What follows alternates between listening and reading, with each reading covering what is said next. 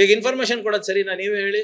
ಒಂದು ಚಿಕ್ಕ ರಸ್ತೆನಲ್ಲೂ ಕೂಡ ಗಣೇಶವನ್ನ ಕೂಡಿಸಿದ್ರೆ ಆ ಮಿತ್ರ ಮಂಡಳಿದವ್ರು ಪರ್ಮಿಷನ್ ಕೇಳ್ತಾರೆ. ಇವ್ರು 20 ಲಕ್ಷ ಜನ ಸೇರ್ತಾರೆ ಅಂದ್ರೆ ಪರ್ಮಿಷನ್ ಬೇಡವಾ?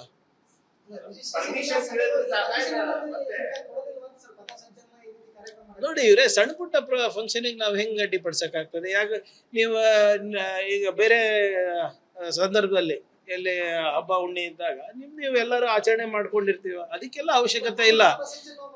ದೊಡ್ಡ ದೊಡ್ಡದು ಯಾವುದು ನೀವು ವಿಶ್ವದ ಅತ್ಯಂತ ದೊಡ್ಡ NGO ಅಂತೀರಾ, ನೀವು ವಿದೇಶದಿಂದ ದೇಣಿಗೆ ತಗೊಂತ ಇದ್ದೀರಾ, ಹಿಂಗೆ ದೊಡ್ಡ ದೊಡ್ಡ ಟ್ರಸ್ಟಿಗೆ ಕೊಡ್ತಾ ಇದ್ದೀರಾ, ಅದಕ್ಕೆ ಮಾಡ್ಬೇಕಲ್ಲ.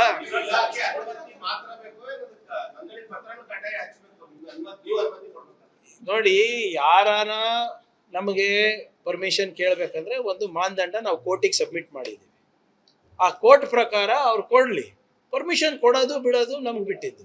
ಅವಾಗ ಈಗ ಉದಾಹರಣೆಗೆ ನೀವು ಬುಧವಾರ ಕೇಳ್ತೀರಾ, ಬುಧವಾರ ಆಗೋದಿಲ್ಲ ನಮ್ಗೆ ಕೊಡ್ಲಿಕ್ಕೆ, ಯಾಕಂದ್ರೆ ನಮ್ಮ ಬಂದೋಬಸ್ತ್ ಬೇರೆ ಕಡೆ ಇರ್ತದೆ. ಶುಕ್ರವಾರ ಮಾಡಿ ಅಂತ ಹೇಳ್ತೇನೆ. ಈಗ ಚಿತ್ತಾಪುರ್ನಲ್ಲಿ ಘರ್ಷಣೆ ಆಗಿದ್ದು ಅದಕ್ಕೆ ಅಲ್ವಾ? ನಮಗೆ ಅದೇ ಟೈಮ್ ಬೇಕು, ಅದೇ ರೂಟ್ ಬೇಕು, ಆವಾಗ್ಲೇ ಮಾಡ್ಬೇಕು ಅಂತ ಕೋರ್ಟಿಗೆ ಹೋದ್ರು. ಕೋರ್ಟ್ ಏನು ಮಾಡ್ತು?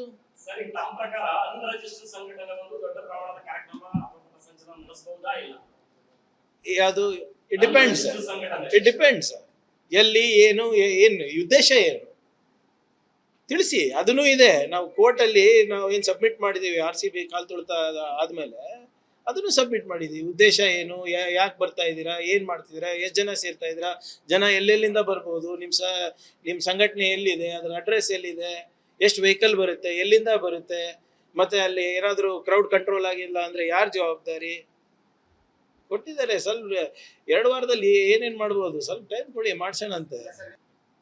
ಈಗ ಇನ್ಫಾರ್ಮೇಶನ್ ಕೊಡೋದು ಸರಿನಾ? ನೀವೇ ಹೇಳಿ. ಒಂದು ಚಿಕ್ಕ ರಸ್ತೆನಲ್ಲೂ ಕೂಡ ಗಣೇಶವನ್ನ ಕೂಡಿಸಿದ್ರೆ ಆ ಮಿತ್ರ ಮಂಡಳಿದವ್ರು ಪರ್ಮಿಷನ್ ಕೇಳ್ತಾರೆ. ಇವ್ರು 20 ಲಕ್ಷ ಜನ ಸೇರ್ತಾರೆ ಅಂದ್ರೆ ಪರ್ಮಿಷನ್ ಬೇಡವಾ?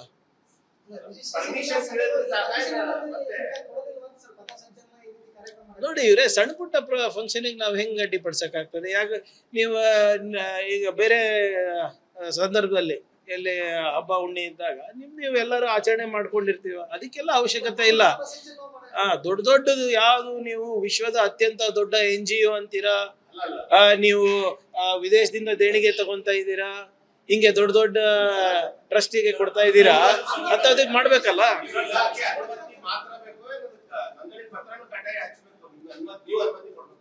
ನೋಡಿ, ಯಾರಾನ ನಮಗೆ ಪರ್ಮಿಷನ್ ಕೇಳಬೇಕಂದ್ರೆ ಒಂದು ಮಾನದಂಡ ನಾವು ಕೋರ್ಟಿಗೆ ಸಬ್ಮಿಟ್ ಮಾಡಿದ್ದೀವಿ.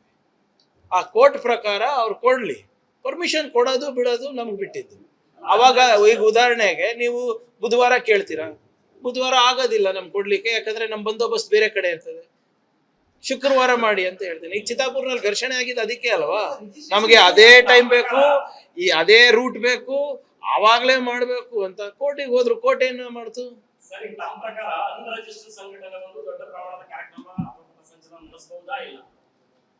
ಅದು ಇಟ್ ಡಿಪೆಂಡ್ಸ್ ಎಲ್ಲಿ ಏನು ಉದ್ದೇಶ ಏನು ತಿಳಿಸಿ. ಅದನ್ನೂ ಇದೆ. ನಾವು ಕೋರ್ಟಲ್ಲಿ ನಾವು ಏನು ಸಬ್ಮಿಟ್ ಮಾಡಿದ್ದೀವಿ, RCB ಕಾಲ್ ತುಳಿತ ಆದ್ಮೇಲೆ ಅದನ್ನು ಸಬ್ಮಿಟ್ ಮಾಡಿದ್ದೀವಿ. ಉದ್ದೇಶ ಏನು, ಯಾಕೆ ಬರ್ತಾ ಇದ್ದೀರಾ, ಏನು ಮಾಡ್ತಿದ್ದೀರಾ, ಎಷ್ಟು ಜನ ಸೇರ್ತಾ ಇದ್ದೀರಾ, ಜನ ಎಲ್ಲೆಲ್ಲಿಂದ ಬರ್ಬೋದು, ನಿಮ್ಮ ಸಂಘಟನೆ ಎಲ್ಲಿದೆ, ಅದರ ಅಡ್ರೆಸ್ ಎಲ್ಲಿದೆ, ಎಷ್ಟು ವೆಹಿಕಲ್ ಬರುತ್ತೆ, ಎಲ್ಲಿಂದ ಬರುತ್ತೆ, ಮತ್ತೆ ಅಲ್ಲಿ ಏನಾದರೂ ಕ್ರೌಡ್ ಕಂಟ್ರೋಲ್ ಆಗಿಲ್ಲ ಅಂದರೆ ಯಾರು ಜವಾಬ್ದಾರಿ ಕೊಟ್ಟಿದ್ದಾರೆ. ಸ್ವಲ್ಪ 2 ವಾರದಲ್ಲಿ ಏನೇನು ಮಾಡ್ಬೋದು, ಸ್ವಲ್ಪ ಟೈಮ್ ಕೊಡಿ, ಮಾಡ್ಸೋಣಂತೆ.